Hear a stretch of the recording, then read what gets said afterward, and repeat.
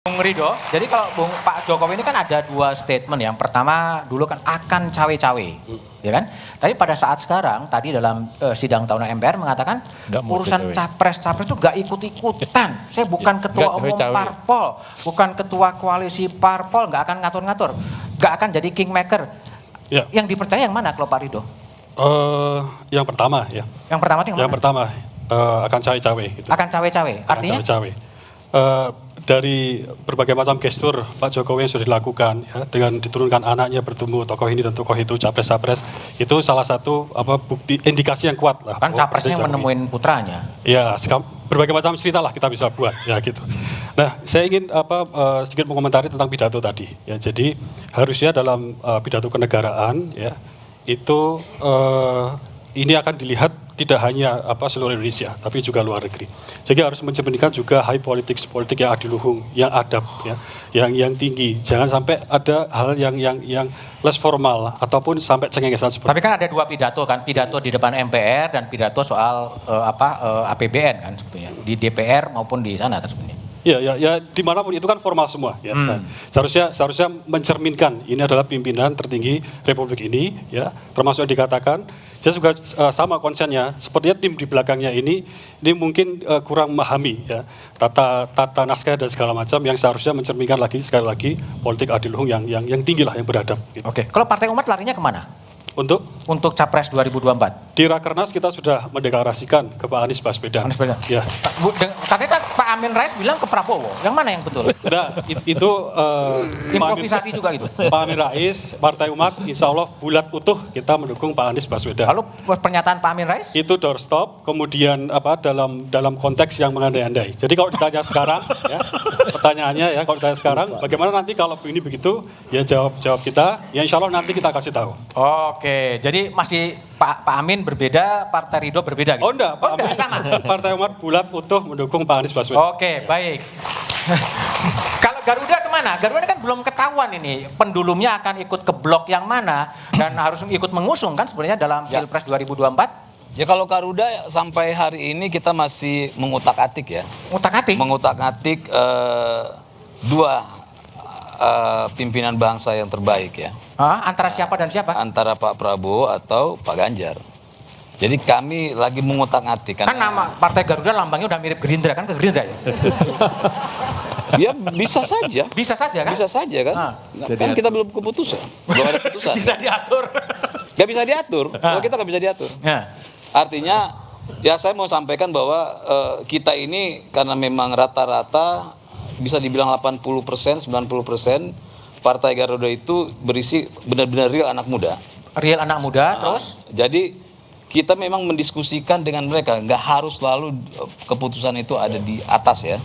Kita mendiskusikan ya, ada persentase antara Pak Ganjar dan Pak Prabowo itu ya baru sampai sekarang ini sih agak-agak tinggi ke Pak Prabowo. Kecenderungan ke sana? Ya. Oke, Bib, mau bicara? Iya, saya mau silakan. Numpang nitip pertanyaan ya, ini boleh langsung nanya atau boleh, saya nitip ke Mas Budiman.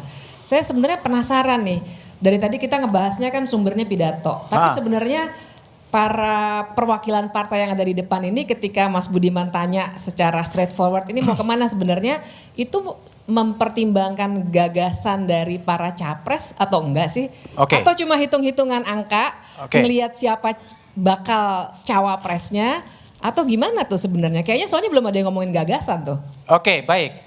Heri, tadi kan Heri kan udah jelas tuh pendukungnya adalah pada Mas Ganjar Pranowo. Ini yang dipertimbangkan memang apa? Tadi yang Di Fitri katakan gagasan yang dibawakan oleh capres atau ada faktor apa lagi sebenarnya yang membuat Perindo menjatuhkan blok kepada Mas Ganjar Pranowo? Ya, fakta politik hari ini kami adalah bagian daripada pemerintahan Jokowi Ma'ruf Amin. Itu satu poin. Maka apa yang sudah dilakukan oleh Pak Jokowi hari ini itu harus dilanjutkan. Kita seperti disampaikan oleh Pak Jokowi dalam pidato itu juga bahwa Indonesia akan memasuki masa Indonesia Emas 2045. Kita akan masuk pada posisi kelima negara besar dunia. Sudah ada strateginya. Maka pemimpin ke depan itu adalah pemimpin yang memiliki komitmen untuk terus melanjutkan apa yang sudah dilakukan. Jadi gagasannya adalah gagasan Presiden Jokowi yang kemudian bisa dilaksanakan oleh Ganjar Pranowo. Poinnya adalah setiap pemimpin itu apa yang sudah dilakukan harus memiliki komitmen pemimpin ke depannya untuk melakukan. Jadi tidak berganti pemimpin lalu kemudian semua yang sudah dilakukan itu hilang, harus disusun dari bawah. Jadi keberlanjutan itu sangat penting. Keberlanjutan Kalau sangat tidak, penting. energi bangsa ini habis hanya karena ganti pemimpin lalu kemudian kebijakan. Tapi Pak Prabowo juga mau melanjutkan kan, bahkan menyebutkan tim kabinet Jokowi. Ya kita lihat darahnya seperti apa, itu kan penting. Dua-duanya mau melanjutkan bukan? Persis, tapi kan lahirnya Ganjar Pranowo adalah sama-sama dari partai yang dari PDIP, seperti itu. Oke, baik, Bung Said. Ini kan Bung Said ini kan tadi mengatakan masih mau menunggu suara buruh ya. Tapi gagasan apa sih kalau Anda mau menjatuhkan pilihan pada A, B, C, itu apakah seperti Bipip katakan tadi gagasan yang ditawarkan atau ya udahlah asal pilih aja lah, kira-kira gimana? Tadi saya sudah sebut, Partai Buruh akan memilih calon presiden yang berani mencabut Omnibus Law Undang-Undang Cipta Kerja. Bagaimana negara menempatkan mencabut Undang-Undang Cipta Kerja. Bagaimana negara menempatkan sebagai agen outsourcing. Ini jenis pekerjaan yang boleh di outsourcing, ini yang tidak boleh. Itu kan modern slavery. Orang bilang Partai Buruh pada identitas. Yes, we are the identitas political party karena kami adalah identitas kelas. Oleh karena itu menjadi penting bagi Partai Buruh untuk menentukan pemimpin masa 5 tahun ke depan, memastikan hak-hak buruh, hak-hak petani yang tanahnya dirampas, hak-hak nelayan yang nggak pernah punya perahu, hak-hak perempuan yang termarginalkan karena kekerasan, hak-hak buruh migran yang diperkosa, yang dipancung.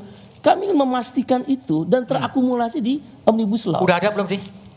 Oleh karena itu konvensi akan menentukan itu. Kami tidak berhenti di situ.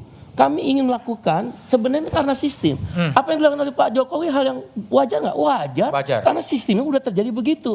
Kami menginginkan presidensial threshold 20% dihapus agar setiap partai politik mempunyai calon presiden.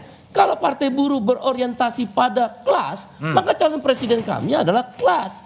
Itulah kita meminta agar negara memberi ruang. Hakim Mahkamah Konstitusi memberi jalan.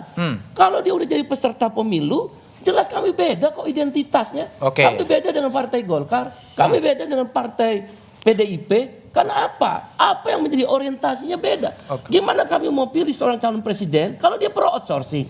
Bagaimana kalau kami bisa cari calon presiden, tidak ada ruang, presiden yang ingin kami pilih, dia pro kepada petani, yang reforma agraria, kedaulatan pangan, semua ditutup dengan sistem ini. Jadi nggak salah kalau Presiden Jokowi melakukan itu. Karena apa? Sistemnya memang orang mencari ada gula, ada semut, ada elektabilitas, maka dia menjadi ruang untuk mendapatkan itu. Belum lagi lembaga survei yang menguatkan itu.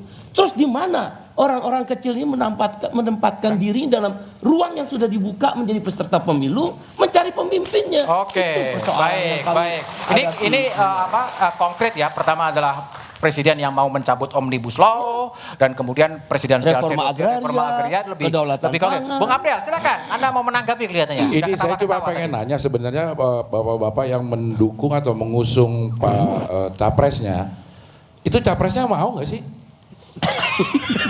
Anda nanya ke siapa itu? Iya, siapa silakan Mas Budiman bisa. Capresnya udah mau maju gitu. Iya, capresnya mau nggak sih didukung sama partai ini gitu? Atau ada punya kewenangan? Jadi kan begini masalahnya, kita ini memang sudah dibatasi jumlah capresnya. Jadi nanti kayak Partai Buruh ada kesulitan tuh. Kalau misalnya semua capres tidak menyatakan secara tegas akan mencabut Omnibus Law misalnya, berarti kan Partai Buruh harus golput. Betul. Itu persoalan kan. Memang kita sudah dibatasi. Ini sistemnya kayak begini. Sekarang kan ini kan waktunya tinggal sebulan.